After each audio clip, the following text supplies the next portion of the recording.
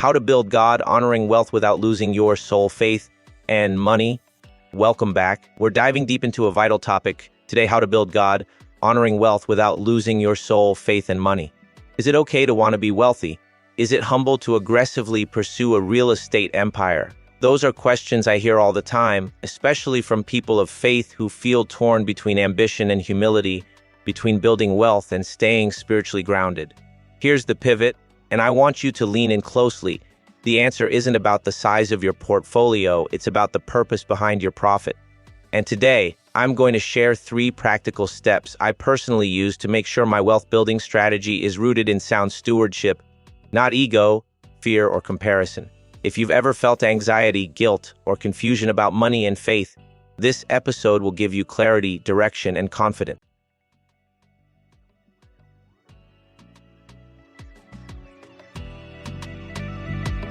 Number 1, stewardship versus ownership, the foundation of faith-based finance. Let's start with the most important shift you can make in your financial life, moving from ownership to stewardship. Psalm 24:71 says, "The earth is the Lord's, and everything in it." That includes your income, your savings account, your business, your investments. Ownership says, "This is mine. I earned it. I control it." Stewardship says, "This has been entrusted to me. I am responsible for managing it well." This reframing changes everything. When you see yourself as an owner, money becomes emotional. When you see yourself as a steward, money becomes intentional. Stewardship is not passive. It's not spiritual laziness disguised as humility. It is an active responsibility.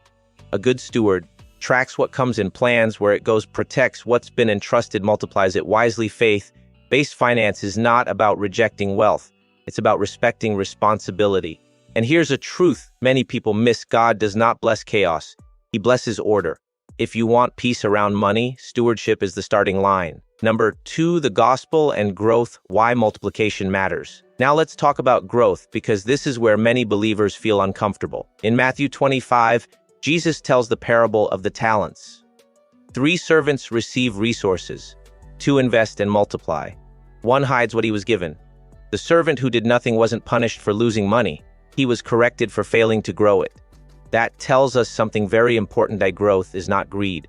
Growth is obedience when done wisely. Biblical faith does not promote stagnation.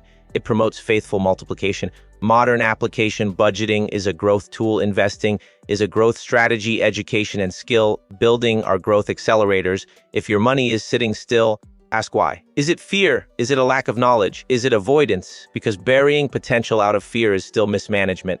Here's one of the 3 practical steps I use. Every dollar I earn must either be assigned, invested, or prepared to serve a future purpose. No drifting, no guessing, no guilt. Growth with guidance leads to freedom. Number 3, debt discipline and daily decisions. Let's talk about something very practical and very real: debt. Proverbs 22:7 says, "The borrower is a slave to the lender." Debt isn't just a math problem, it's a freedom problem.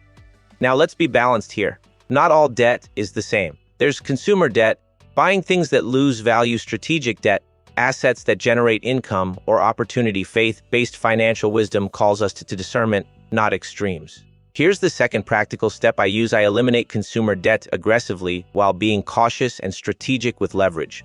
That means living below my means, avoiding lifestyle inflation, using a written budget. Not vibes. Budgeting is not a restriction. Budgeting is direction. When you tell your money where to go, you stop wondering where it went. Discipline today creates margin tomorrow. Margin creates generosity. Generosity reflects purpose. Number 4, purpose-driven wealth, why you're really building now. Let's talk about the heart behind the numbers. 1 Timothy 6 reminds us that God provides wealth, but also warns us not to place our identity in riches. Money is a tool, a magnifier, an amplifier. Wealth doesn't change who you are, it reveals who you are. Here's the 3rd practical step I use. I regularly audit my finances to make sure my spending reflects my values. Ask yourself, does my money solve real problems? Does my success create opportunities for others? Does my wealth expand my ability to serve? Purpose-driven profit means you build businesses that bless people, you invest in systems that outlast you, give intentionally, not impulsively. Your net worth is not your worth, but it does tell a story. And when faith leads and stewardship follows, wealth becomes a vehicle for impact. Let's bring this home. True financial freedom isn't about chasing money. It's about managing responsibility with purpose. We covered Stewardship over ownership growth without guilt discipline that creates freedom purpose, that gives profit meaning. You don't have to shrink your ambition to honor God. You just have to align it. Because when your finances are guided by faith and governed by wisdom, peace follows.